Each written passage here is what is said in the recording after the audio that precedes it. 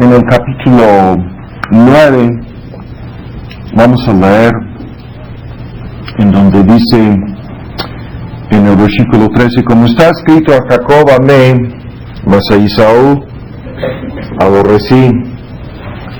Pues que veremos que hay injusticia en Dios en ninguna manera, porque a Moisés dice: tendré misericordia del que tendré misericordia, me compadeceré del que me compadeceré. Así que no es del que quiere ni del que corre, sino de Dios que tiene misericordia. Ahora vamos a pasar al capítulo 10 y vamos a leer en el primer versículo del capítulo 10. Hermanos, ciertamente la voluntad de mi corazón y mi oración a Dios sobre Israel es para salvación. Estudios que hemos dedicado en esta parte de nuestra serie sobre la epistemología, estamos detenidos con el tema de la salvación y hemos visto en dos estudios el tema de la depravación total, la caída humana, la incapacidad humana, incluso la incapacidad del libre albedrío, y hemos visto en dos estudios en forma muy básica el tema de la forma en que Dios ha hecho un plan para salvar conforme a su gracia y sus propósitos y así superar el problema de la caída humana y la incapacidad humana. En nuestro estudio anterior comenzábamos a analizar algunas formas en que debemos esforzarnos para entender correctamente este tema de la predestinación, y el día de hoy lo que vamos a hacer es prácticamente un paréntesis, pero este pudiera ser uno de los estudios más importantes en esta serie, porque vamos a tratar de analizar el día de hoy la cuestión de cómo entonces podemos orar por las personas inconversas si es que Dios ha predestinado a aquellos que han de ser salvos. O sea, muchas personas que llegan a entender lo que hemos visto en los estudios anteriores acerca de la soberanía de Dios, la doctrina de la predestinación y el plan eterno de la redención, muchas personas luego comienzan a preguntarse: entonces, ¿cómo puedo orar por la salvación de los inconversos, los incrédulos, los seres queridos, ¿no? Los miembros de mi familia? Se preguntan a sí mismas muchas personas, y eso es una pregunta importante. Bueno, puesto que Dios es el que determina, el que escoge a los que han de ser salvos, tal como lo acabamos de leer en Romanos 9, entonces, ¿cómo puedo yo orar por las personas inconversas por las cuales estoy preocupado? ¿Cómo puedo orar en relación con el hecho de que Dios es el que determina estas cosas? Entonces, ahora vamos a dedicar este estudio a dar una serie de respuestas a esta pregunta, y vamos a comenzar diciendo que obviamente no podemos saber de antemano, o sea, cuando estamos testificando a una persona, es imposible para nosotros saber anticipadamente si esa persona es una persona destinada, elegida por Dios, una persona que ha de ser salva o no. O sea, no podemos saber de antemano o en forma anticipada quiénes son los elegidos de Dios. Tenemos que esperar hasta que veamos quiénes son los que se arrepienten y creen en Cristo. Y al momento de ver, bueno, esta persona se ha arrepentido y es creyente y da evidencia de salvación, entonces concluimos definitivamente que esa persona es uno de los elegidos de Dios. ¿Me ayudas, hermano, a repartir estas hojas? Ahora, entonces, vamos a tratar de explicar este asunto y vamos a comenzar en primer lugar con la teoría arminiana en cuanto a lo que estamos comentando en este tema. Los arminianos dicen esencialmente lo siguiente, que el plan de la salvación funciona así. Dios, antes de la fundación del mundo, miraba hacia adelante en su presciencia o preconocimiento, miraba hacia la raza humana caída, ¿no? Desde la perspectiva del preconocimiento de Dios, y que Él miraba hacia adelante para ver, vean, quiénes o cuáles personas llegarían a creer en Cristo. O sea, la teoría arminiana en relación con todo ese asunto de la predestinación es una teoría que mencionamos cuando hablábamos de Efesios 1 y también aquí en Romanos 9, de cómo es que los arminianos dicen que Dios escogió a los que Él vio anticipadamente en su presciencia, que le creerían o que escogerían a Cristo. O sea, su teoría es de una elección basada en el preconocimiento de Dios o en el conocimiento anticipado de Dios. Dios miraba para ver, esta persona me va a creer, aquella persona también me va a creer, pero esta persona no, entonces no le voy a escoger, y a esta persona tampoco, entonces no le voy a escoger, y a esta mujer tampoco, no le voy a escoger, a ella tampoco, si sean hombres, mujeres, no importa. Dios veía, ¿no?, a los que creerían por un lado, y estos son los escogidos, y a los que por otro lado no creerían. Con otras palabras, según la idea arminiana, Dios determinó, vean, todo este asunto de la predestinación en base al libre albedrío de los hombres. Ahora nosotros sabemos, y lo hemos escuchado ya en esta serie de estudios, que todos aquellos que sostienen la teoría de una voluntad autónomo o independiente, ¿no?, en los hombres, o un supuesto libre albedrío, no entienden la enseñanza de la palabra de Dios. Entonces, no vamos a perder nuestro tiempo repitiendo los argumentos acerca de este tema. Sabemos que la base de esta teoría arminiana descansa en un supuesto libre albedrío. Pero vamos más lejos. Supongamos que los arminianos tuvieran razón. Supongamos que este asunto fuera netamente un asunto de libre albedrío, que Dios mira anticipadamente para ver, yo veo que Alan me va a creer, ¿sí? Y veo que Mark no me va a creer, y veo que X persona sí, X persona no, y yo reacciono a la voluntad de ellos, y así es este asunto. Supongamos que esto fuera así.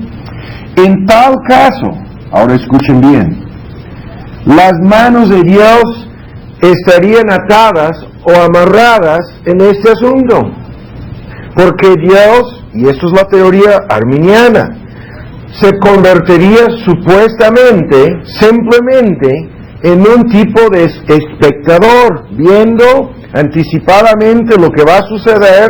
Dios estaría reaccionando ante la voluntad humana, y en tal caso Dios no podría salvar a nadie a menos que la persona le escogiera a Él primero.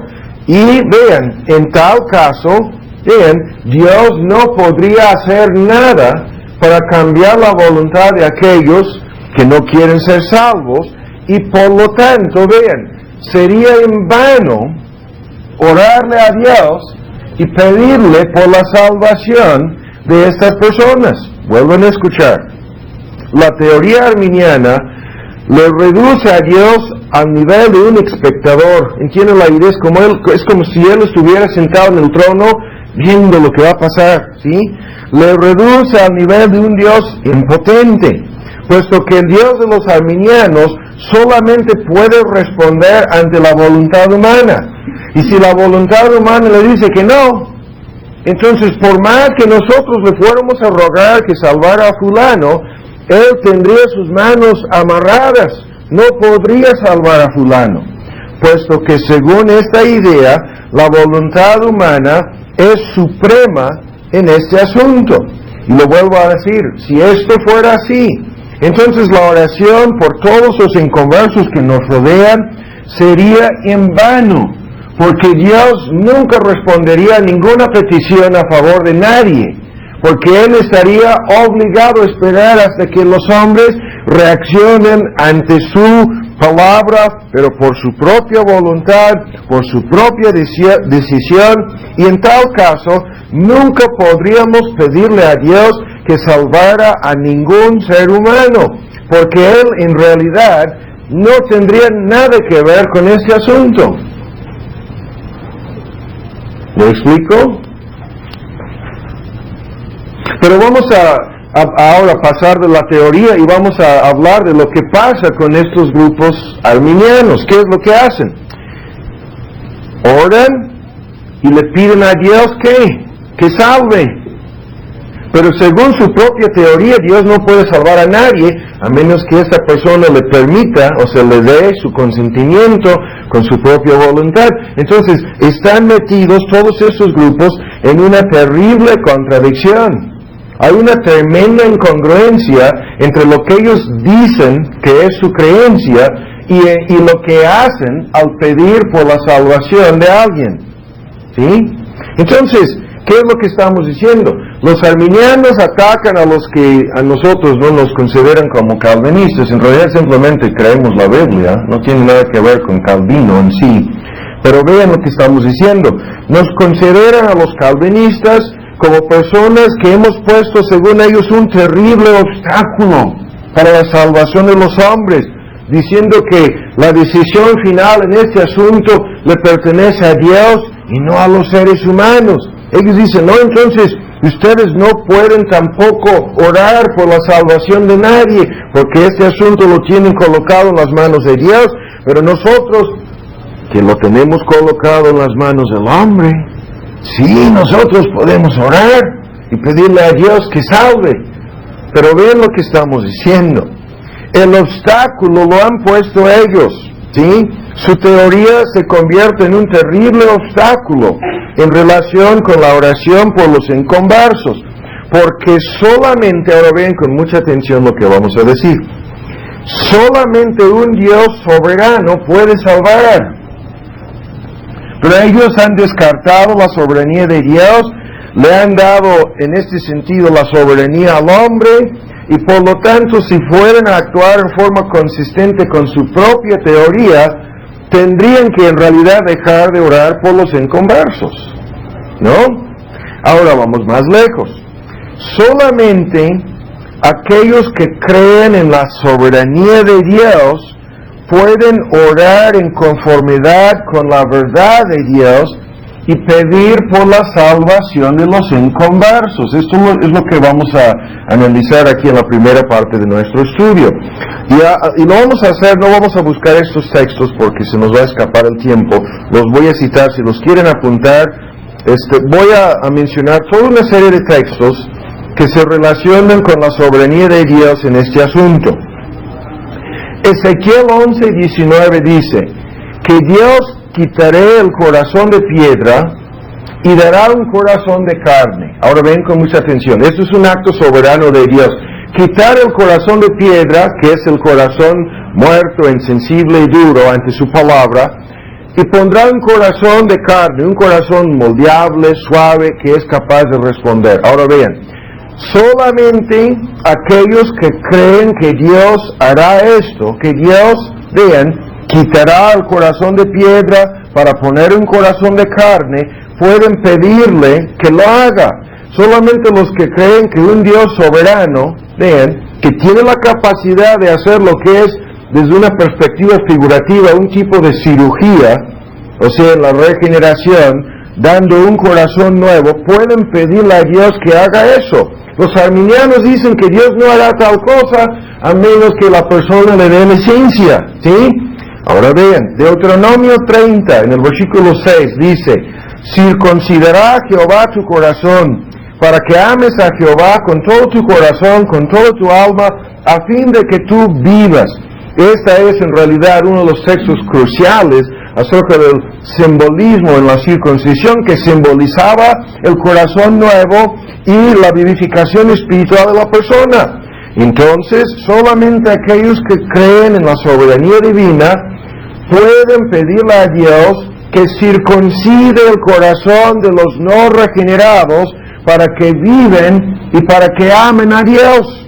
Ahora bien, Ezequiel 36:27 dice: pondré dentro de vosotros mi espíritu, esa es la promesa del nuevo pacto, y haré que andéis en mis mandamientos y los pongáis por obra. Y lo vuelvo a repetir, solamente aquellos que creen en el Dios soberano pueden pedirle que ponga su espíritu en los inconversos. ¿Para qué? Para que anden conforme a sus mandamientos y guarden su palabra. A menos que creamos que Dios puede hacer estas cosas, sería en vano orar así. Ahora, más lejos, 2 de Timoteo 2 dice que debemos correr a los que se oponen al Evangelio por si quizás Dios les conceda, en la versión actualizada, que se arrepientan para conocer la verdad. Entonces, a menos que creamos que Dios puede dar el arrepentimiento, a menos que creamos que la fe es el don de Dios, sería en vano rogarle a fin de que conceda el arrepentimiento y la fe a los que son oponentes del Evangelio. Sería absurdo orar así. Es necesario que creamos que Dios puede hacer estas cosas para que podamos orar en esta manera. Ahora escuchen, Hechos 16:14 dice que el Señor abrió el corazón de Lidia para que ella estuviese atenta a lo que Pablo decía. Y todo el contexto, en cada uno de estos versículos hay más cosas, pero en el contexto, en Hechos 16, vemos luego que Lidia fue convertida a Cristo, debido a que el Señor abrió su corazón. Pero solamente aquellos que creen en un Dios soberano pueden pedirle que abra el corazón de los incrédulos para que crean el Evangelio. Y esto entonces afirma lo que estamos diciendo. ¿En dónde está el obstáculo en todo este asunto? El obstáculo lo han puesto los arminianos, no los calvinistas, porque los arminianos en sus teorías y en su teología niegan efectivamente que Dios puede hacer estas cosas que las Santas Escrituras enseñan claramente que Dios hace en la salvación de todos aquellos que lleguen a ser salvos. Ahora vamos a seguir citando textos. Colosenses 4:3, si lo quieren apuntar, y les invito a que vean en Mateo 9. Colosenses 4:3 afirma, escuchen bien lo que dice, que la oración, y esto es nuestra pregunta, ¿en dónde cabe la oración en todo esto? Colosenses 4:3 dice que la oración abre la puerta para la palabra del Evangelio. Escuchen bien, que es a través de la oración de los creyentes que se abre la puerta para la palabra de Dios. Colosenses 4:3. Según los Tesalonicenses 3:1, vean, Pablo dice en 2 Tesalonicenses 3:1 que debemos orar para que la palabra de Dios corra y sea glorificada. ¿Qué quiere decir esto? Es lo mismo, para que la palabra de Dios sea eficaz en el corazón de los inconversos. Esa es la idea. Ahora, lo mismo ve en el texto, quiero que veamos Mateo 9, su capítulo 9, en el versículo 38, en relación con lo que es una afirmación tremenda cuando Cristo dice, a la verdad, el versículo 37, la mies es mucha, mas los obreros son pocos. Siempre afirmamos que este texto quiere decir que el número de pecadores escogidos para la salvación, el número de los que llegarán a ser salvos, es mucho más grande del número de obreros. No es lo que muchos piensan, que el número de los que han de ser salvos es poco, es muy grande, mucho más grande que el número de los obreros. ¿Debido a qué? Debido a que hay muy pocos creyentes que realmente son obreros en cuanto al evangelismo. Pero ven lo que dice, lo que añade al final. Lo que dice es, rogad pues al Señor de la mies, vean, ¿para qué? para que envíe obreros, ¿sí?, a su mies. Ahora vean, ¿qué quiere decir esto? Quiere decir lo que estamos diciendo, que la oración es lo que envía obreros en este sentido para evangelizar a los destinados para la salvación. Eso es lo que el texto dice. Dice, la mies es mucha. Eso quiere decir que la cosecha final es grande. El número de obreros que están involucrados en predicar el Evangelio, alcanzar a los elegidos de Dios en todas partes del mundo, es muy pequeño. ¿Y qué dice? Pero como yo soy soberano y yo les voy a salvar, sino con medios. No, eso no lo dice. Yo los voy a salvar. Eso es mi propósito. La cosecha es grande. Mis propósitos se cumplirán. ¿Pero cómo? A través de los obreros que van y predican el Evangelio a estas personas. Pero la oración es lo que va a enviar a esos obreros. ¿Sí? Escuchen bien. Según Efesios 6, es por medio de la oración que les es dada palabra a los maestros y a los ministros.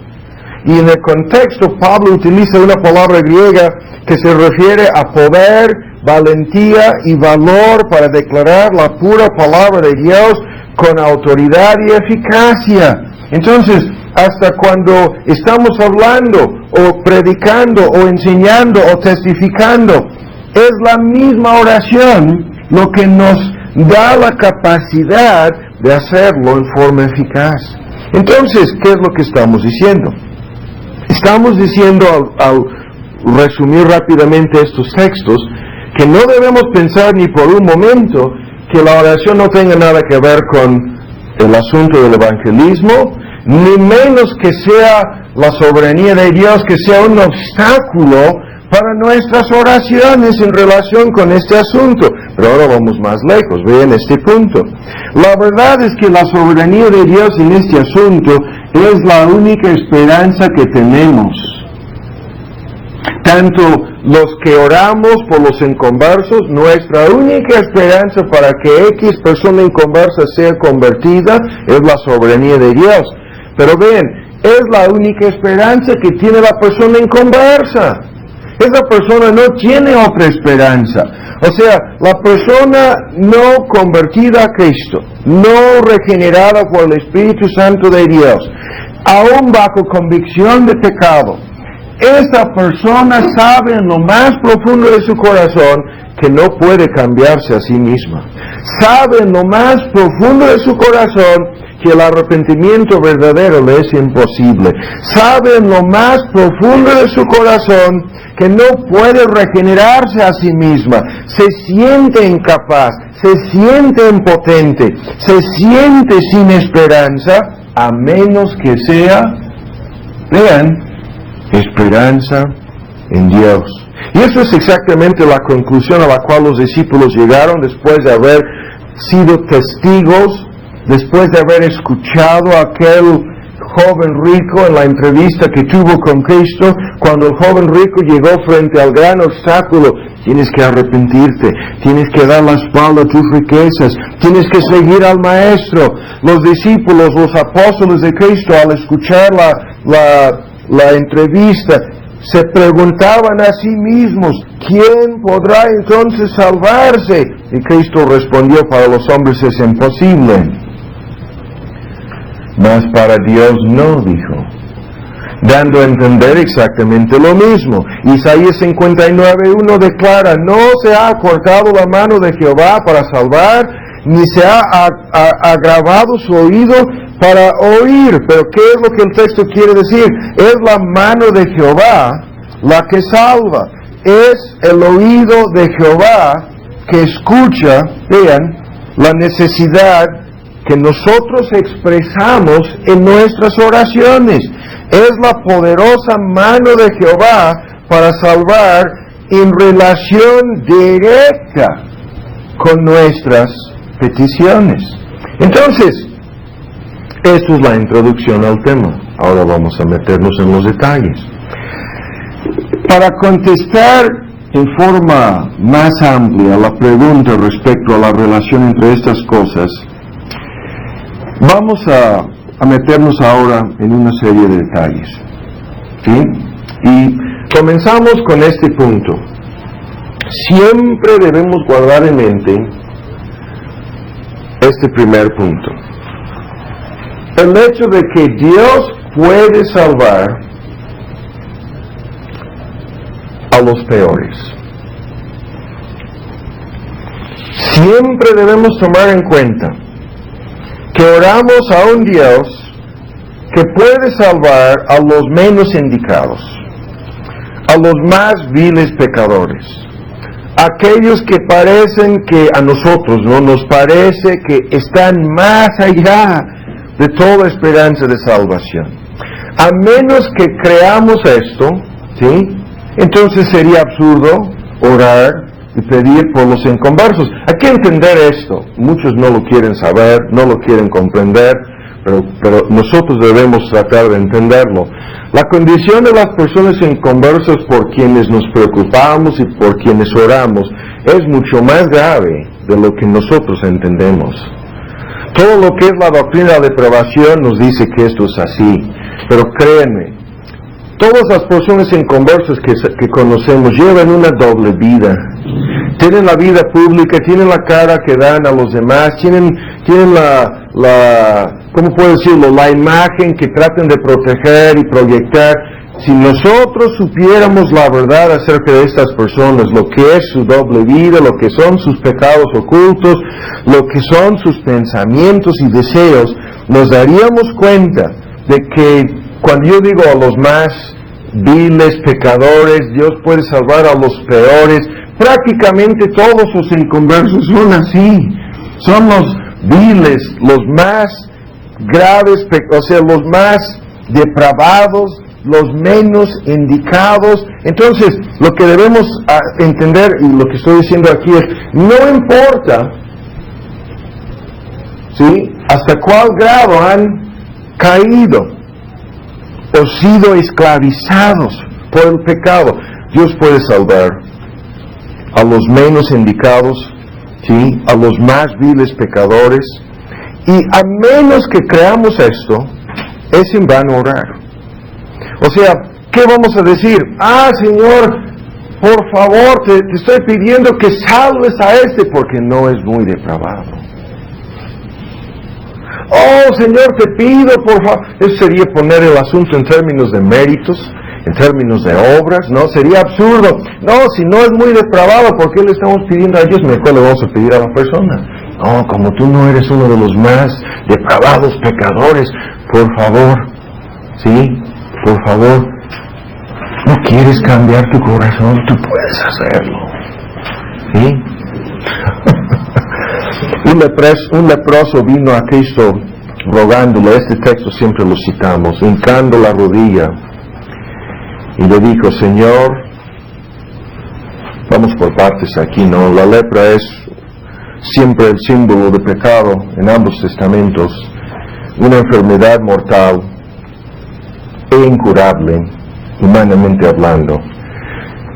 Los leprosos estaban apartados como los más viles, ¿sí? Incluso se consideraba la lepra como un juicio especial que Dios solamente enviaba a los más viles pecadores.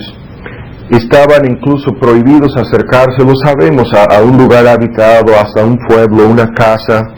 Y este pecador, hincando la rodilla, violando toda una serie de reglas, ni siquiera debería haberse acercado a Cristo, le dijo: Señor, si quieres, puedes limpiarme. Ahí está todo lo que hemos dicho hasta ahora. Si quieres. Él plenamente consciente de que no podía limpiarse a sí mismo, ¿sí?, plenamente consciente de que ni siquiera tenía derecho, no llegaba para exigir la curación o el milagro, la sanidad. Y Jesús dice en la Escritura: teniendo misericordia de él, nuestro texto con el cual empezamos, tendré misericordia del que tendré misericordia, me compadeceré del que me compadeceré. Y el texto tiene que señalarlo así. Este es un asunto en las manos de Dios. Teniendo misericordia de él, extendió su mano y le tocó, y le dijo, quiero ser limpio. Entonces eso es el primer punto. El segundo punto, nunca debería haber surgido ese supuesto conflicto en relación con la soberanía de Dios y la oración por los inconversos. De hecho, no debe existir, no debería existir tal conflicto en nuestras mentes. La idea de que puede haber un conflicto entre la soberanía de Dios y la oración por los inconversos el hecho de que pudiera existir tal conflicto da a entender que muchos no han entendido esas cosas. Ahora vamos a analizar este punto. ¿Por qué estoy diciendo que no debería existir este conflicto? Vean con mucha atención. Porque desde la perspectiva humana, desde nuestra perspectiva como creyentes, la cuestión de si X persona es o no elegida por Dios, o elegida o elegido de Dios para la salvación, ven con mucha atención, no tiene nada que ver con nuestras oraciones. Escuchen bien. Y esto lo decimos porque la regla o la norma de nuestra obediencia en todas las cosas es lo que Dios nos ha revelado en su palabra. ¿Qué es lo que Dios nos ha revelado en su palabra? Nos ha revelado la doctrina de la predestinación, sí, pero al mismo tiempo nos ha revelado tan claramente que es nuestro deber predicar a todos. Nadie estaría en desacuerdo con esto. Y de la misma manera que es nuestro deber orar por todos. Si hemos de predicar a todos, lógicamente hemos de orar por todos, predicar el Evangelio a toda criatura. Lógicamente, esta predicación a toda criatura en la Gran Comisión exige de la misma manera oración para que la palabra de Dios sea eficaz. La Gran Comisión no solamente entonces es una comisión para predicar, sino también para orar. Y lo que estamos diciendo es lo siguiente: no debemos confundir lo que es la voluntad secreta de Dios con lo que es la voluntad revelada de Dios. Incluso hay un capítulo sobre esto en el libro nuevo que sacamos sobre la doctrina de Dios. Hay una voluntad secreta de Dios. ¿De dónde sacamos esto? Deuteronomio 29 dice, las cosas secretas pertenecen a Dios, dando a entender que hay cosas secretas que Dios no nos ha dado a conocer. Pero las cosas reveladas, dice, son para nosotros y para nuestros hijos, para que pongamos en práctica la palabra. Eso es la idea en el texto. Ahora ven con mucha atención. ¿Cuál es esa distinción entre la voluntad secreta de Dios y la voluntad revelada de Dios? Son dos cosas distintas. Ahora vamos a meternos en este punto. ¿Cuáles son las cosas que pertenecen a la voluntad secreta de Dios? Bueno, lo que nos interesa el día de hoy es una sola cosa. Bien, el número y la identidad exacta de todas las personas elegidas, destinadas para la salvación, es un secreto conocido solamente por Dios. Nosotros lo comentábamos al principio, no podemos acercarnos a una persona antes de ver su reacción final y definitiva al Evangelio. No podemos acercarnos a una persona de antemano tratando de saber si esa persona es elegida por Dios o no. Eso es imposible. No podemos saber de antemano quiénes son los elegidos de Dios. Y no nos toca tratar de saberlo. Dios nos ha mandado en su voluntad revelada que prediquemos a todos. No nos ha dicho, vayan y predican solamente a los escogidos. Eso habría sido absurdo, ¿no? Somos responsables de predicar a todos. Esa es la voluntad revelada de Dios, revelada en su santa palabra. Y no debemos jamás preocuparnos por averiguar o tratar de saber cosas que tienen que ver con los decretos secretos de Dios. Los decretos de Dios, eso es lo que todos los libros teológicos dicen, los libros que enseñan verdadera teología. Vean, los decretos de Dios tratan con lo que Dios hará. Los mandatos, los mandamientos de Dios tratan con lo que nosotros debemos hacer. Son cosas distintas, ¿sí? Lo que Dios hará, Él sabe. Lo que hemos de hacer nosotros es lo que nos ha revelado. Los decretos de Dios no quitan en ningún sentido, ni tampoco disminuyen nuestra responsabilidad de obedecer los mandatos, las órdenes, los mandamientos de su palabra. Ahora bien, con mucha atención, Pablo dijo aquel día en la ciudad de Atenas, frente a una audiencia tremenda en realidad, de no solamente filósofos, sino una mezcolanza de personas aquel día: Dios manda a todos los hombres en todo lugar que se arrepientan. ¿Sí? Nunca vamos a encontrar en las Escrituras algún texto que diga Dios manda solamente a los elegidos en todo lugar a que se arrepientan. No. Esto nunca lo vamos a encontrar en la Biblia. No podemos equivocarnos al predicar el Evangelio a todos, ¿sí? No podemos equivocarnos al obedecer la voluntad revelada de Dios. Ahora, esto es semejante, esta distinción entre la voluntad revelada y la voluntad secreta, es semejante al error en el cual caen muchas personas, tristemente, que llegan a los pastores o a los hermanos o a los líderes de la iglesia para decirles: Dios me está guiando en su providencia a hacer algo que está en contra de su palabra. Dios me está guiando a divorciarme de esta mujer, esto lo hemos escuchado, y a casarme con aquella mujer, o lo hemos escuchado también de mujeres, créanme. Y vean, ¿qué es lo que están diciendo? Yo entiendo que la voluntad revelada de Dios es que no debo divorciarme, pero en su voluntad secreta me hizo saber que la persona indicada para mí es esta otra persona y me está guiando en su providencia, puesto que no puedo llevarme bien con la mujer que tengo o con el marido que tengo, me está guiando en su providencia a divorciarme de él o de ella y a casarme con otra persona. No, esto nunca puede suceder. Ahora ven en 2 Corintios 2. 2 Corintios 2. Y seguimos con este punto. No debemos crear un conflicto en nuestra mente, en nuestro corazón, entre lo que Dios ha revelado y lo que no nos ha revelado, ¿sí? En todo este asunto. Ahora, en 2 Corintios 2, tenemos aquí otro argumento muy importante en relación con esto.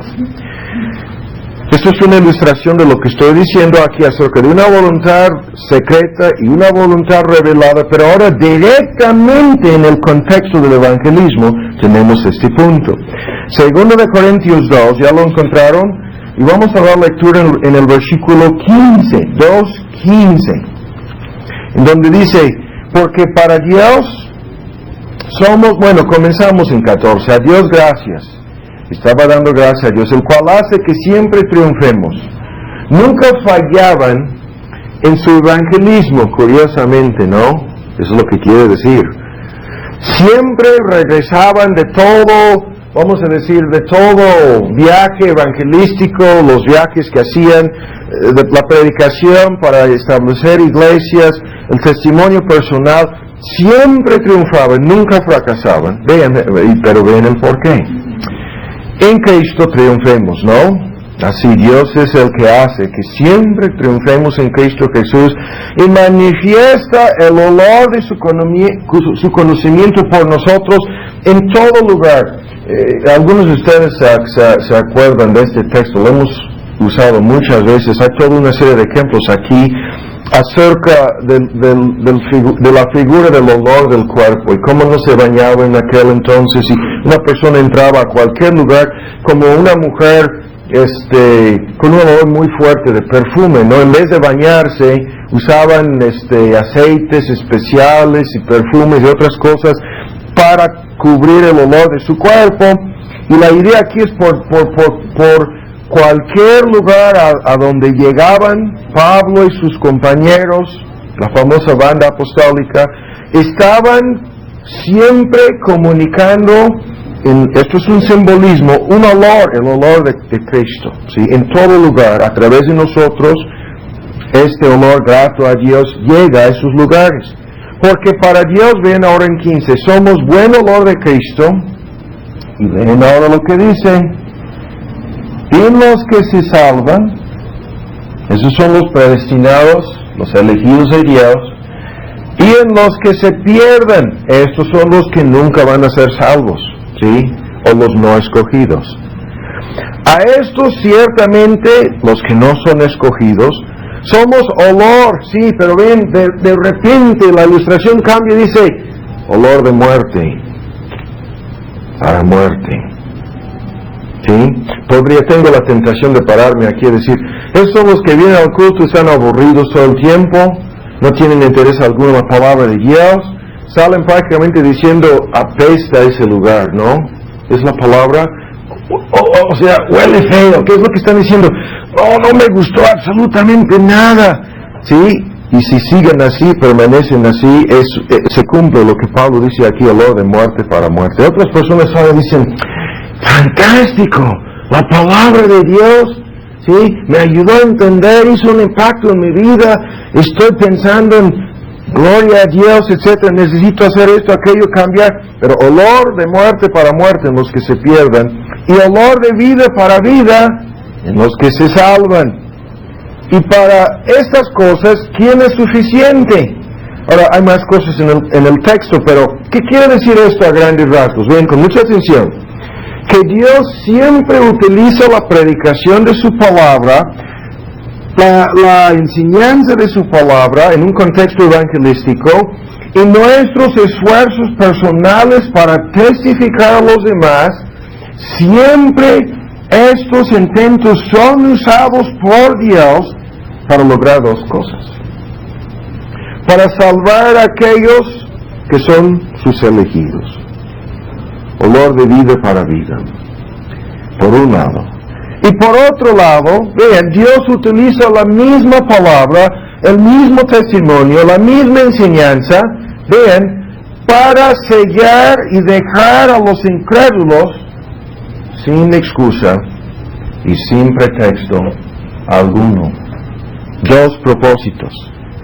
Y es por lo tanto que Pablo comienza diciendo, nunca fallamos, ¿no? Porque lo que parece ser éxito o fracaso en este asunto no está en nuestras manos, ni siquiera depende de nosotros. Dios es el que declara, lo vimos ayer en el Instituto Teológico en Isaías 55, que su palabra nunca le volverá vacía, nunca le vuelve a él vacía, sino que siempre cumple lo que él quiere. Y en el contexto, la misma palabra que es el instrumento de vida espiritual para algunos, es el instrumento para sellar y condenar a otros en su condición de muerte espiritual. Dios cumple sus propósitos secretos. Dios, vean, cumple sus decretos eternos, ¿sí? Tanto en los unos, los que se salvan, como en los otros, los que se pierden. Pero fíjense bien, nosotros no sabemos y nunca podremos saber de antemano qué es lo que va a pasar con fulano. ¿Quiénes son los que serán salvos? Ni tampoco podremos saber de antemano quiénes son los que serán perdidos. Es imposible que sepamos esto de antemano. Y es por lo tanto para nosotros que estamos diciendo que no debemos generar un conflicto en nuestras mentes acerca de esto, porque desde la perspectiva de nuestra responsabilidad, es como si los escogidos y los no escogidos no existieran. Es como si este asunto no existiera. Sabemos que solamente se salvarán los escogidos, pero no sabemos quiénes son, ¿sí? Y por lo tanto tenemos que hablar a todos, orar por todos, y si no me equivoco, Spurgeon daba la idea en una ocasión de que deberíamos presuponer que todas las personas con quienes hablamos son los escogidos, hasta que veamos lo contrario, ¿sí? Y alguien me acusó en una ocasión de haber dicho, Señor, salva a tus escogidos, y entonces escoge a más. Pero eso no es así, no dijo tal cosa, Spurgeon, ¿sí? ¿Me explico? No, eso no es así. Dios escogió y lo hizo antes de la fundación del mundo, no lo está haciendo ahora. Pero ahora vamos más lejos. No debería presentarse un conflicto en nuestra mente acerca de todo esto, y vean ahora por qué. Porque no solamente somos comisionados y ordenados a predicar a todos, o sea, conforme a nuestra capacidad, conforme a nuestra oportunidad y en las circunstancias providenciales en que nos encontramos, pero ahora vean, también somos mandados, se nos ordena a amar a todos. Amarás a tu prójimo como a ti mismo, no importando si es o no, si pudiera ser o no nuestro prójimo uno de los elegidos de Dios. Esto no lo sabremos, lo estamos diciendo anticipadamente, no podemos saber. Amarás a tu prójimo como a ti mismo. Este amor en el contexto evangelístico es la más, vean, alta expresión del amor al prójimo. O sea, el hecho de desear la salvación de nuestro prójimo es la manifestación más alta del amor hacia el prójimo. Y cuando evangelizamos a nuestro prójimo, lo estamos haciendo como una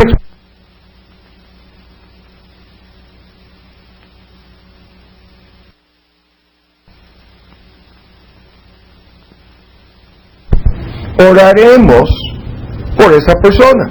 Ahora vamos a ver un ejemplo de esto, vuelven a Romanos 9, vamos a ver que eso es exactamente lo que vemos en el ejemplo apostólico.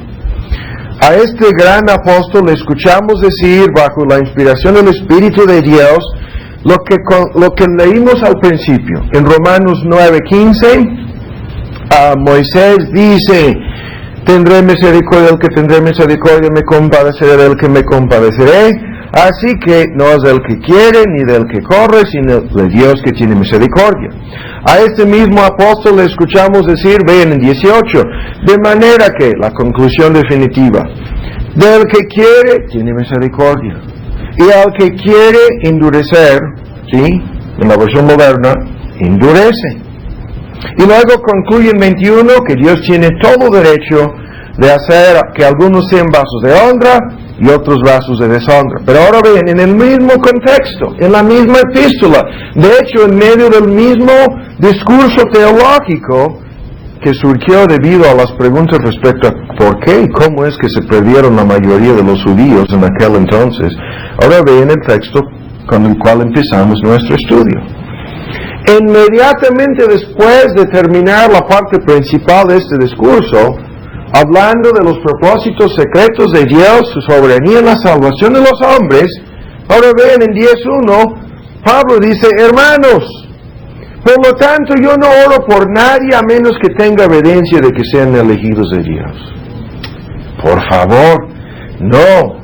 Dice, hermanos, ciertamente la voluntad de mi corazón y mi oración a Dios sobre Israel, y en el contexto ese es el tema, la perdición de la mayoría de los israelitas, la voluntad de mi corazón y mi oración a Dios sobre Israel es ¿para qué? Para salvación. Y ven cómo empezó este discurso en el capítulo 9, al principio del capítulo 9. Vean hasta cuál punto expresó su oración y el deseo de su corazón. Vean, en 9:1, verdad digo en Cristo, no miento, dándome testimonio mi conciencia en el Espíritu Santo, invocando a Dios como testigo de la veracidad de esas palabras. Vean, que tengo gran tristeza y continuo dolor en mi corazón, porque deseara yo mismo ser apartado de Cristo por mis hermanos, los que son mis parientes según la carne, que son israelitas. Ahora, y comienza a introducir toda esta controversia acerca de cómo es que se perdieron la mayoría de ellos. Pero otra vez vuelvan a escuchar. Él dice, el amor que yo tengo esta gran tristeza, este continuo dolor, manifestaciones de su gran amor hacia, en este caso, el prójimo judío, ¿sí? En aquel entonces, sus parientes, los israelitas, los de su propia nación y raza. Y vean, yo siento tanto amor y deseo tanto la salvación de ellos, que no solamente emocionalmente estoy afectado al pensar en lo que les va a pasar, si no son convertidos a Cristo, sino que si fuera posible, ven su amor hacia el prójimo. Si yo pudiera lograr la salvación de ellos, siendo perdido yo. Y eso es lo que dice. Vuelvan a escuchar. Dice que si yo pudiera ser apartado de Cristo en lugar de ellos y salvar a ellos en esta forma, estaría dispuesto a hacerlo. ¿Sí? Y esto quiere decir que no había ningún conflicto en el corazón de Pablo acerca de estos asuntos. Él entendía perfectamente bien, nadie se va a salvar a menos que sea elegida o elegido de Dios. Y al mismo tiempo oraba dando a entender que oraba sin ninguna restricción, sin ningún obstáculo en sus peticiones, pedía a Dios por los inconversos. Y ahora vamos a ir más lejos y vamos a tratar de entender ahora, en tercer lugar, ahora bien con mucha atención, el porqué de estas oraciones por aquellos, ahora vamos a profundizarlos, que no van a ser salvos. Ahora, escuchen bien lo que vamos a analizar ahora. Vamos a orar por todas las personas con quienes tenemos la oportunidad de compartir el Evangelio. Punto. Y sabemos de antemano que no todas esas personas serán convertidas. Eso lo sabemos. Lo acabamos de ver. Algunos recibirán la palabra como olor de vida, serán vivificados, regenerados espiritualmente, unidos con Cristo. Y los demás permanecerán en su estado, su condición de depravación y muerte espiritual, y irán a la perdición. Entonces muchas personas dicen, sí, esto lo entiendo, veo que no debe haber un conflicto, pero ¿cuál pudiera ser el propósito entonces? O sea, de orar por estos que se van a perder. Bueno, ya entendemos, no sabemos anticipadamente quiénes son los que se salvarán y se perderán, pero siguen insistiendo. ¿Cuál sería el propósito de orar por estas personas? Dios no va a escuchar estas oraciones en sentido de contestarlas positivamente, las escucha sí, pero no responde. Entonces yo quiero tratar de entender cuál es el propósito de mis oraciones por la salvación de los inconversos que nunca lleguen a ser salvos. Y la respuesta, en cuanto al porqué, es lo siguiente, y aquí vamos a ir por partes, y les pido que tengan paciencia. La respuesta es la siguiente: nuestras oraciones por la salvación de los inconversos que permanecen así, que nunca llegan a ser salvos, son una manifestación no solamente de nuestro amor para con el prójimo, sino también, escuchen ahora, son una manifestación del amor general de Dios por toda la humanidad. Ahora vamos por partes. Yo acabo de decir que hay un amor de Dios en cuanto a toda la humanidad, y ese amor teológicamente es llamado un amor general. Ahora, antes de analizar los textos que enseñan claramente que esto es así, vamos por partes. Ya tienen la hoja, ¿no? El amor general de Dios lo vamos a analizar en un momento. Antes de llegar a este amor general, quiero que veamos en una forma clara que hay un amor especial en Dios, que en su atributo de amor hay dos aspectos, un amor especial y un amor general. El amor especial es el amor que nosotros entendimos como el amor electivo de Dios. Su amor especial es el amor que resulta en la salvación de los elegidos. Su amor especial es un amor siempre acompañado por su poder omnipotente e irresistible, puesto que es un amor eterno e inmutable, que nunca será frustrado, ni menos desilusionado, y que inevitablemente logrará sus propósitos. Ahora, vean rápidamente la lista. Muchas personas han leído tan superficialmente la Biblia, y como empezamos ayer con las reglas de interpretación, esto es un ejemplo de lo que estábamos diciendo ayer en una parte de nuestros estudios. Tú no tienes que ser erudito, no tienes que saber mucho de teología para entender que en la lista de textos que vamos a leer aquí, estos textos enseñan más allá de cualquier duda que Dios tiene un amor especial por aquellos que serán salvos. Y como vamos a ver en un momento, otros textos enseñan que Dios tiene un amor general por aquellos que nunca serán salvos. Ahora vean aquí primero el amor especial. Este texto lo vamos a ver antes de terminar y vamos a explicar el significado de esta palabra aborrecer. Como está escrito, a Jacob amé, mas a Esaú, ¿qué dice? Aborrecí. Ahora, vamos a ver antes de terminar que este amor para con Jacob es un amor especial. Vamos a apurarnos, ¿no? Vean, en Efesios 1, el amor nos predestinó. No todos son predestinados y no todos son amados con este tipo de amor. En Efesios 2, Dios, quien es rico en misericordia, a causa de su gran amor con que nos amó, aun estando nosotros muertos en delitos y pecados, nos vivificó espiritualmente. ¿A causa de qué? Un gran amor. Eso no es cualquier amor, no es un amor general, es un amor especial. Romanos 1:7, a todos los que estáis en Roma.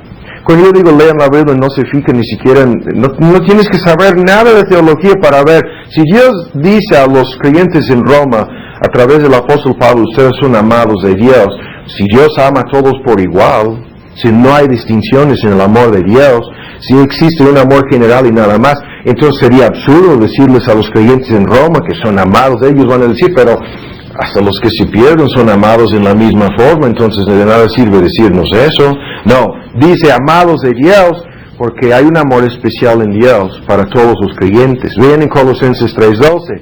Vestíos pues como escogidos, vean la descripción, escogidos, santos y amados.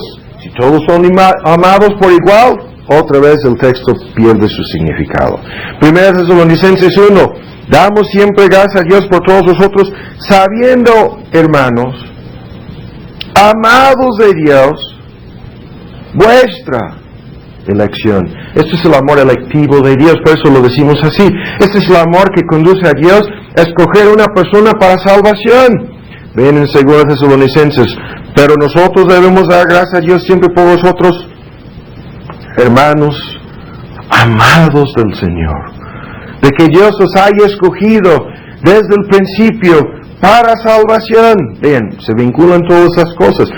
Los que son amados con este amor especial siempre son los escogidos. Ven en 1 de Juan 4, 9 a 10. En esto se mostró el amor de Dios para con nosotros, no para con los que se pierden. En el contexto, ese es el argumento. Para con nosotros, los creyentes, en que Dios envió a su Hijo unigénito al mundo para que vivamos por Él. En esto consiste el amor. No que nosotros hayamos amado a Él, sino que Él nos amó a nosotros. En la versión antigua dice, primero, ¿sí? No por haber visto algún mérito, nada en nosotros. Esto es el amor electivo, eterno, inmutable de Dios, que tiene el propósito de salvar a una muchedumbre de personas, y en el plan eterno de la redención fueron amados y escogidos para dicha salvación. Ahora vean lo que dice 1 de Juan 4:16. Nosotros hemos conocido y creído que el amor que tiene para con nosotros, los creyentes. Si esto es un amor de por igual que alcanza a todos, estos textos no tendrían significado. Y lo mismo, mirad, ¿cuál amor? Esta es la clase de amor, el amor especial nos ha dado el Padre que seamos llamados hijos de Dios. Y vean, el Señor, en Hebreos 12:6, al que ama castiga. No castiga, disciplina a aquellos que son, en el contexto, hijos ilegítimos, bastardos, ¿no? Solamente aquellos que son sus hijos son amados con este amor que castiga. Y vean, si no tuviéramos otro texto, yo siempre he afirmado que este texto es uno de los más fuertes, más sorprendentes, más interesantes de todo el Nuevo Testamento. Cuando Cristo está orando al Padre en su famosa oración de intercesión por los suyos, ven a mitad de esta oración lo que dice. Está pidiendo toda una serie de cosas, y en la lista de cosas pide para que el mundo conozca que tú me enviaste y que los has amado. Los que fueron amados son los que le fueron dados en el pacto de la gracia, lo menciono como 12, 15 veces en el mismo contexto, que los has amado, los creyentes, los elegidos, como también a mí me has amado. Y la última frase dice, por cuanto me has amado desde antes de la fundación del mundo. Aquí Cristo dice, yo quiero que el mundo aquí es el mundo inconverso, conozca que estos son amados con el mismo amor eterno, íntimo y personal que existe entre el Padre y el Hijo. Dos personas divinas, ¿sí?, en la Trinidad. Vean, que el mismo amor que el Padre tiene para con su Hijo amado es el amor con el cual Dios ama y ha amado desde antes de la fundación del mundo a los elegidos. En el contexto se refiere a ellos repetidas veces. Y por fin, ven, esta doctrina no es una doctrina simplemente revelada en el Nuevo Testamento, porque Jehová reveló esta doctrina a su profeta Jeremías. Y ven sus palabras: desde mucho tiempo Jehová me ha aparecido diciendo, con amor eterno te he amado. Y ustedes pueden ver la consecuencia que se menciona ahí de este amor. Por lo tanto, Jeremías llegó a ser un objeto de esta misericordia salvífica de Dios. Entonces, ahí está el amor especial. Pero ahora vamos más lejos. Ahora vamos a mostrar que hay un amor general. Y vamos a mostrar exactamente cuál es la diferencia. Pero primero veamos los textos. Romanos,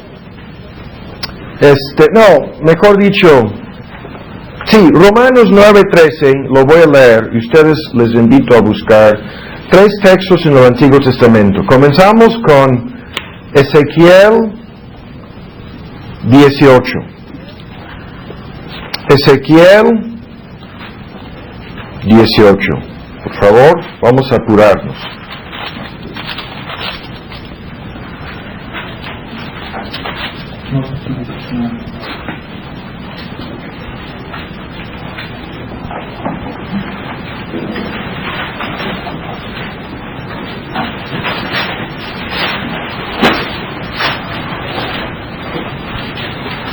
¿Lo tienen?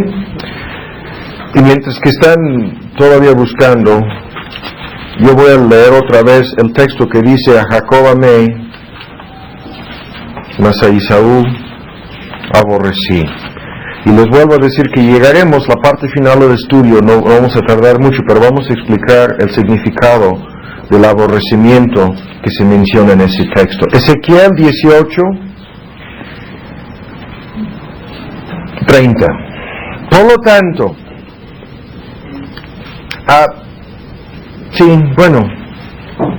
Ezequiel 18:30. Por lo tanto, yo os juzgaré a cada uno según sus caminos. Oh casa de Israel, dice el Señor Jehová, convertíos y volveos de vuestras iniquidades, y no será la iniquidad o transgresiones, no causa de ruina. Echad de vosotros todas vuestras iniquidades, es la misma palabra hebrea, transgresiones, con que habéis pecado en la versión moderna, y haceos corazón nuevo y espíritu nuevo. Ahora, desde la perspectiva de la responsabilidad humana, Dios les estaba exigiendo aquí a los israelitas que se convirtieran como si ellos tuvieran la capacidad de hacerlo, como si Él no tuviera que hacer nada, pero vean lo que viene al final. Cuando dice, ¿por qué moriréis, casa de Israel? Y las palabras al final son las que nos interesan más. Que no quiero la muerte del que muere, dice el Señor Jehová. Convertíos pues y viviréis. Este es el texto que forma la base de ese libro que publicamos hace muchos años, Invitación a Vivir, del puritano Ricardo Baxter. Todo el libro va dedicado a explicar que si la persona en conversa se pierde, es enteramente su culpa, nada más, ¿sí? Y Baxter da vueltas y vueltas y vueltas esa idea de que Dios no quiere la muerte de los que mueran. Ahora, si Dios ha determinado solamente que se salven, ahora ven en Proverbios 1, algunos, Proverbios en su capítulo 1, ¿cómo es posible que diga aquí, no quiero la muerte del que muere? Ahora vamos a discutirlo. Escuchen con mucha atención. Hay dos posibles ideas en esta frase, yo no quiero la muerte de los que se mueran. La primera posible idea sería que Dios haya decretado que nadie muera, que nadie perezca. Pero esa idea es absurda, ¿no? Porque todos mueren y muchos mueren en sus pecados y van a la perdición. Entonces, la segunda posible idea sería que Dios no está complacido ni se deleita en que las personas perezcan. Y eso sería la otra idea, de que no le da placer ni gozo a Dios el hecho de que se pierdan, ¿sí? Y desde la perspectiva bíblica, la única posible explicación es la segunda, de que Dios no está complacido, no se deleita en la perdición de estas personas. Ahora, ven con mucha atención lo que voy a decir. Esto lo hemos comentado hace poco con varios de ustedes. Todo esto es una cuestión desde cuál punto de vista miramos a la naturaleza de Dios. La naturaleza de Dios en sus atributos es una naturaleza muy compleja. Ahora vean lo que voy a decir.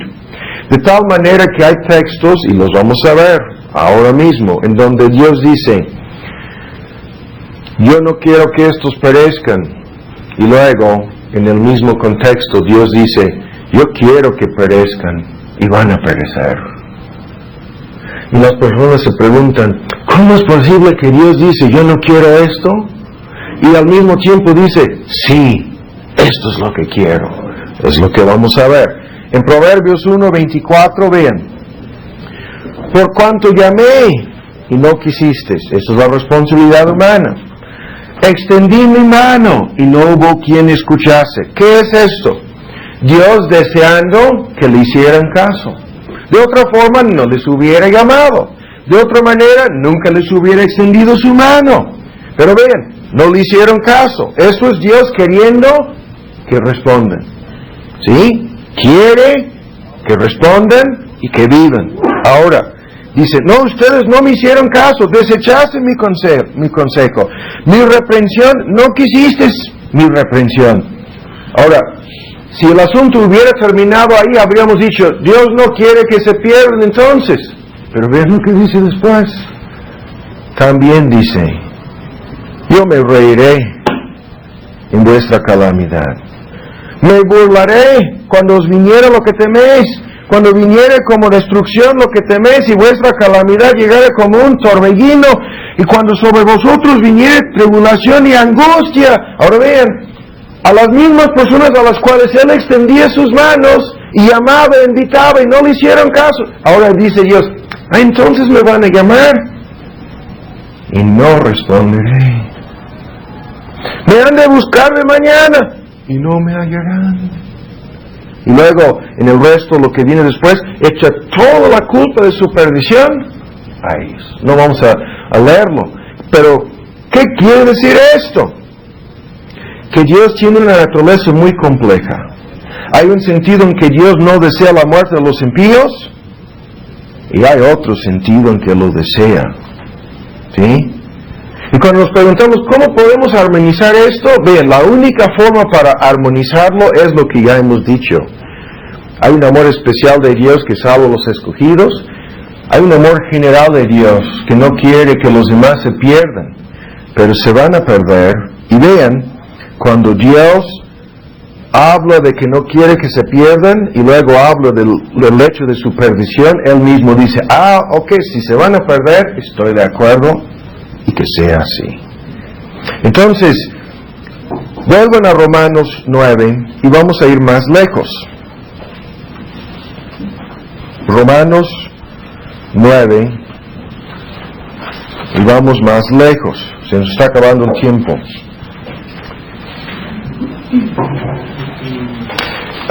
Lo que voy a hacer es voy a invertir esto. Mejor vean, para adelantarnos, vean en Lucas, ¿sí?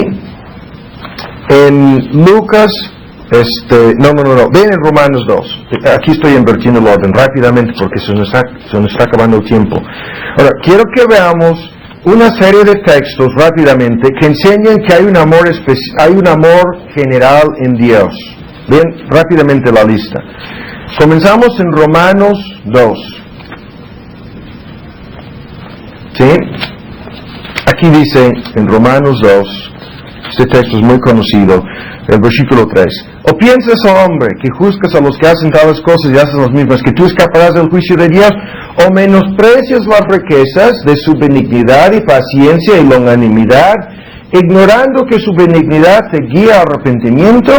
Mas por tu dureza y tu corazón no arrepentido atesoras para ti mismo ira, para el día de la ira y la manifestación del justo juicio de Dios, el cual pagará a cada uno conforme a sus obras. Ahora bien, aquí este texto dice que, ahora mientras que explicamos el texto, ven en Lucas 6, este texto dice que Dios manifiesta riquezas de paciencia, benignidad y longanimidad a personas endurecidas y a personas que van a morir en sus pecados. Eso es lo que el texto dice.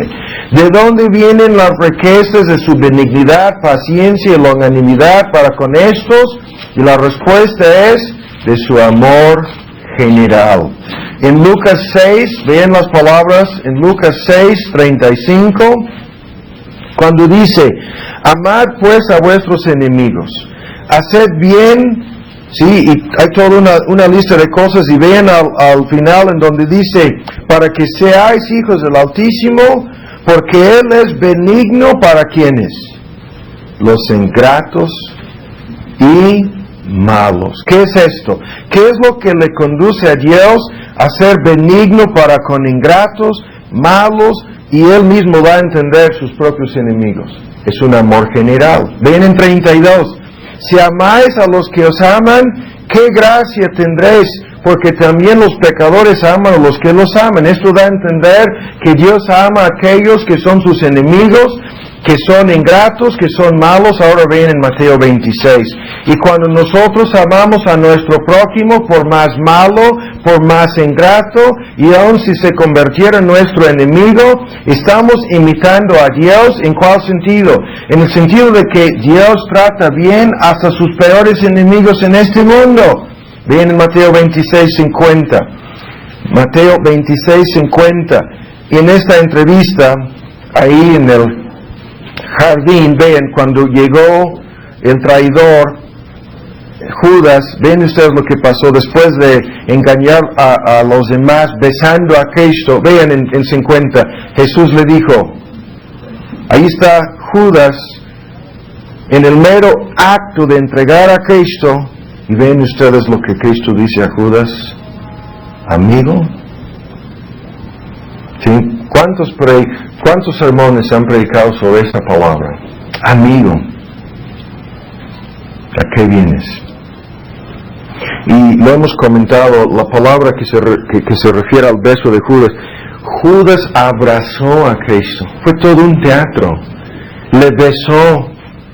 Y Cristo, sabiendo a ciencia cierta, habiendo profetizado lo que Judas estaba haciendo, sabiendo, este es prácticamente porque el demonio entró en Judas para que hiciera todo esto, es el diablo encarnado en realidad, y Cristo mira a Judas y le dice, amigo, ¿a qué vienes? Cristo hizo bien hasta aquellos que eran sus peores enemigos. En el día de juicio, vean, en el día de juicio, nadie va a decir que Dios le hizo algún daño.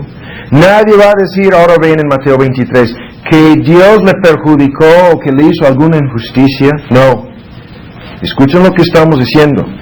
En su amor general, en su gracia común, esto es simplemente la doctrina de la gracia común de Dios que no salva, pero que proporciona muchas bendiciones a sus peores enemigos. Ahora ven en Mateo 23, rápidamente, ven este texto, y esto es otro texto que comprueba más allá de cualquier duda lo que estamos diciendo acerca de una naturaleza compleja en Dios y acerca de Dios amando con un amor general a los que son sus enemigos y aún a los que no son destinados para la salvación. ¿Lo tienen? En Mateo 23, 37, véanlo. Jerusalén, Jerusalén, que matas a los profetas. Vean lo que habían hecho. Que apedreas a los que son enviados a ti. Y que estaban al punto de crucificar a su Mesías. ¿Cuántas veces quise juntar tus hijos como la gallina junta sus pollos debajo de las alas? Y no quisiste. Y aquí vuestra casa os es dejada desierta. Entonces, ¿qué quiere decir este texto? Que existía en Cristo un deseo, ¿para qué? Para la conversión de estos malvados líderes religiosos de Jerusalén y los demás habitantes que no solamente habían apedreado y matado a sus profetas, que estaban al punto de hacer lo mismo con Cristo. Entonces, vamos más lejos. Vean en Lucas 19. Es imposible entender estos textos a menos que veamos que hay un amor general en Dios, que llama, que invita, que bendice, que trata bien y que pone todo, vean, como si, hubiera predestinado a estas personas para la salvación cuando no es así. Lucas 19, 41. Cuando llegó cerca, viendo la ciudad, la misma de Jerusalén. Ahora vean, ¿qué dice? Lloró. ¿Sí? Lloró sobre ella, diciendo, oh, si también tú conocieses, a lo menos en este tu día. Y no vamos a debatirlo ahora, yo lo he mencionado antes, hay una larga serie de textos que indican que Dios trata con las personas en esta forma, con amor general, con bondad, con gracia común, invitando, rogando, ¿sí? Cuando Él sabe perfectamente bien que no se van a arrepentir. Pero al mismo tiempo, esto es como si tuvieran una oportunidad tu día. Y lo que toca a tu paz, lo que concierne a tu paz, si lo hubieras entendido. Mas ahora, están encubierto, ¿sí? Está encubierto de tus ojos. Y comienza a profetizar todo lo que iba a pasar en la destrucción de la ciudad, la invasión del ejército romano en 70 BC y aún la destrucción de su templo. Pero la pregunta aquí es ¿por qué lloró Jesús? Y la respuesta es, escuchen bien, que Dios tiene un amor general aún para los que se pierden. Sus lágrimas, las de Cristo Jesús encarnado, indican este amor. Sus lágrimas son la misma expresión del apóstol Pablo, dolor y tristeza en su corazón. Pero ahora ven con mucha atención. Estas lágrimas no significan que Cristo estuviera en desacuerdo con la sentencia divina que Él mismo pronunció en contra de ellos. Ni tampoco significan que el justo juicio de Dios en contra de ellos sería injusto. Cristo lloraba no solamente debido a este amor general, sino que Cristo lloraba debido a que Él entendía más y mucho mejor que nosotros lo que significa la perdición eterna, el juicio divino y la realidad de la separación eterna de Dios. Sus lágrimas eran una expresión de ese amor general que Dios tiene para con todos los hombres, aun por aquellos que mueren perdidos, obviamente. Y en este sentido, ahora vamos a volver a Romanos 9 y vamos a encaminarnos a una conclusión. En este sentido, estos textos y otros, el tiempo se nos acabó, indican que hay un amor general en contraste con el amor especial de Dios. Y en este sentido, nosotros sabemos qué es este amor general. O sea, y es algo fácil de entender desde nuestra propia experiencia cristiana. Nosotros que somos creyentes amamos a los que son creyentes con un amor especial. ¿Sí? Esto es lo que ha ocasionado problemas en nuestras familias en muchos casos. Yo me acuerdo de mi mamá hace muchos años cuando era en conversa, mi mamá me decía, ¿cómo es posible, hijo, que tú amas a los hermanos, la iglesia, las cosas de Dios, más que a nosotros? Y esto es así. Y al mismo tiempo le decía a mi mamá, cuando ella era en conversa, pero mamá, yo te amo a ti, pero no es el mismo amor. Yo te amo como mi mamá, pero este amor no es el mismo. Si nosotros estamos conscientes de una cosa así que sentimos nosotros por nuestros seres queridos inconversos, un amor que da lágrimas, ¿no? Produce dolor en el corazón, pero un amor especial que sentimos para con los creyentes, ¿acaso no puede sentir Dios lo mismo? Esa es mi pregunta, ¿no? Ahora vamos a... Yo les he preguntado a algunas personas, ¿acaso no van a llorar cuando mueren sus seres queridos perdidos? Tus lágrimas no significarán que no estás de acuerdo con la justicia de Dios. Si mueren en sus pecados han de ser juzgados. ¿Sí? ¿Acaso no lloraremos en el día de juicio? ¿Qué es eso de que Dios limpiará las lágrimas? Vamos a llorar en el día de juicio al ver la perdición de nuestros seres queridos. Moisés hablaba ayer de un papá que ve a sus hijos que van a la perdición. ¿Acaso no va a llorar? Pero sus lágrimas no van a significar que no estuviera o que no estaría de acuerdo con la justicia de Dios. Ahora vamos a terminar, y por el tiempo no hemos cortado algunas cosas aquí, pero vamos a terminar analizando rápidamente este texto en Romanos 9. Y esto nos servirá para aclarar un poco más el tema. Y vamos a terminar. Ahora bien, en Romanos 9, espérenme, aquí ya me enredé tanto que ya no sé cuáles son mis apuntes de ayer y cuáles son mis apuntes de hoy. Romanos 9, ¿ya lo tienen? Ahora vamos rápidamente a este texto. ¿Qué quiere decir? A Jacob amé, esto es el amor electivo, el amor especial de Dios, mas a Esaú aborrecí. ¿Qué quiere decir este aborrecimiento? Vamos por partes. Hay tres sentidos en que el Nuevo Testamento utiliza esta palabra aborrecer. Dios, lo que yo no quizás aclaré aquí es lo siguiente.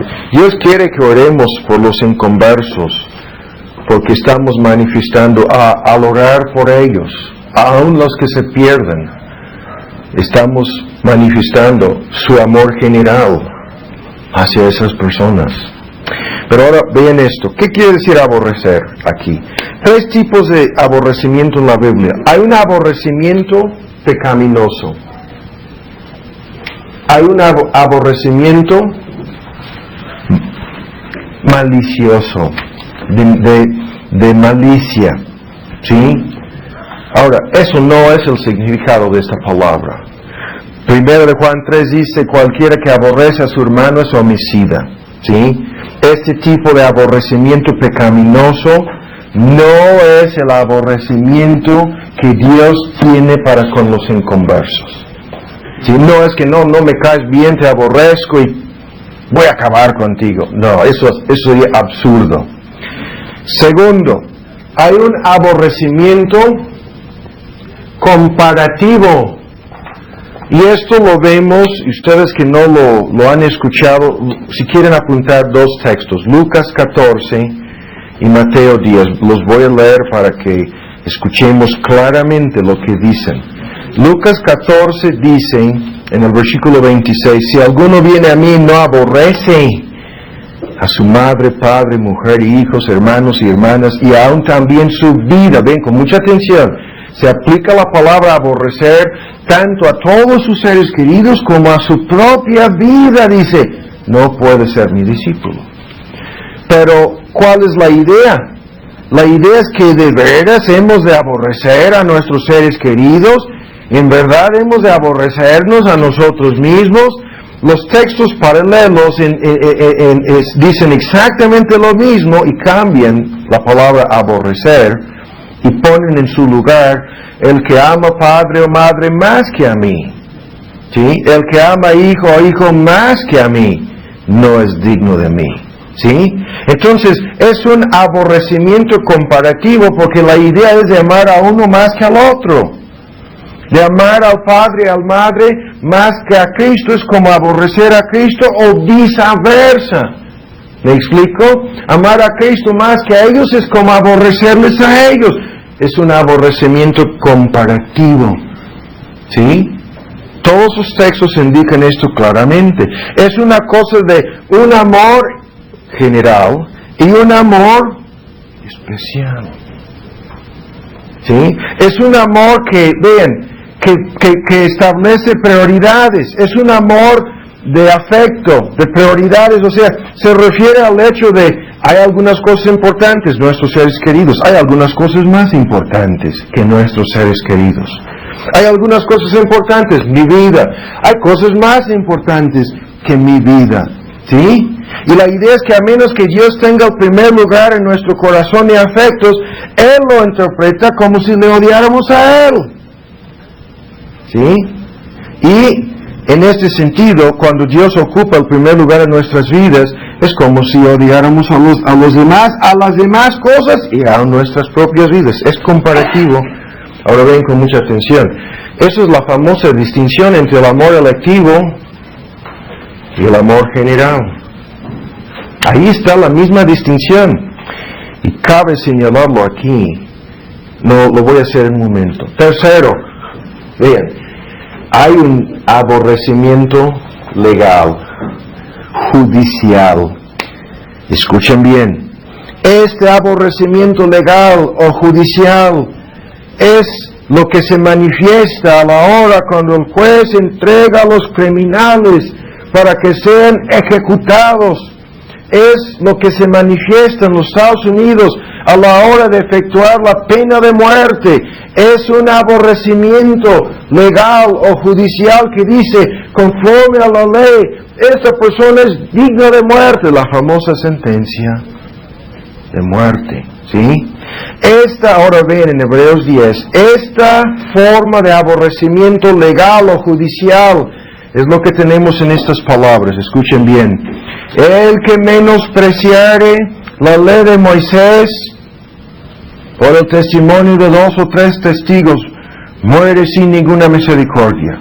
¿Cuánto más pensáis que será digno de mayor castigo al que pisoteare al Hijo de Dios, tuviera por inmunda la sangre del testamento en el cual fue santificado, hiciera frente al Espíritu Santo de gracia? Sabemos quién es el que dijo, mía es la venganza, yo daré el pago, dice el Señor, y otra vez el Señor juzgará a su pueblo. Horrenda cosa es caer en las manos del Dios vivo. Y el pasaje comienza con estas palabras. Hay una horrenda esperanza, expectativa de juicio y hervor de fuego que ha de devorar a los adversarios. Esto es un aborrecimiento legal. Es entregar al culpable a la justicia, escuchen, sin misericordia. Sin misericordia. Es un acto de aborrecimiento. Y escuchen lo que estamos diciendo. Dios aborrece a los que van a la perdición en sentido comparativo y en sentido legal. Son objetos de esta clase de aborrecimiento, o esta clase de aborrecimiento. Pero escuchen bien, esto no quiere decir que mientras que estén en este mundo no sean objetos de su amor general. Ahora, hay una ilustración tan fácil de entender. En los Estados Unidos viene la sentencia de muerte contra X criminal Y ustedes que no entienden el sistema judicial de los Estados Unidos pueden sorprenderse. Normalmente las personas sentenciadas a la muerte pasarán de 25 a 30, han llegado al extremo de 40 años, en donde apelación tras apelación. Y durante 20, 30, 40 años el Estado les está dando casa, les está dando comida, les está dando en algunos casos sueldo. Ahí están encarcelados, sí, no están libres, ¿no? Pero les están dando como un acto de bondad, como un acto de misericordia, como un acto de gracia, año tras año. Si se enferman, los mejores médicos. Si necesitan algo, sí, pero son sentenciados a muerte. Todo parece como que, no, me han tratado así, no sería incapaz de ejecutarme. Pero llega la hora indicada y mueren sin misericordia. Ahí está la misma cosa. Son objetos de un amor general, mientras que permanezcan aquí. Pero escuchen lo que estoy diciendo. Mientras que estén en este mundo, todos sus inconversos disfruten de este amor general. Y escuchen, cuando van a la perdición, van a aquel lugar en donde no existe el amor, ni siquiera el amor general de Dios. Son ejecutados bajo un odio que en este mundo es comparativo, ¿sí? Son amados, pero menos que los creyentes. Es comparativo. Son bendecidos, pero no es como los creyentes. Llegan a la hora del día de juicio y el aborrecimiento legal de Dios se levanta con una horrenda expectativa de juicio y fuego que ha de devorar a sus adversarios y mueren en sus pecados. Entonces, ¿qué es lo que estamos diciendo? Ahora vamos a concluir. A ver si puedo encontrar mis apuntes. Concluimos entonces.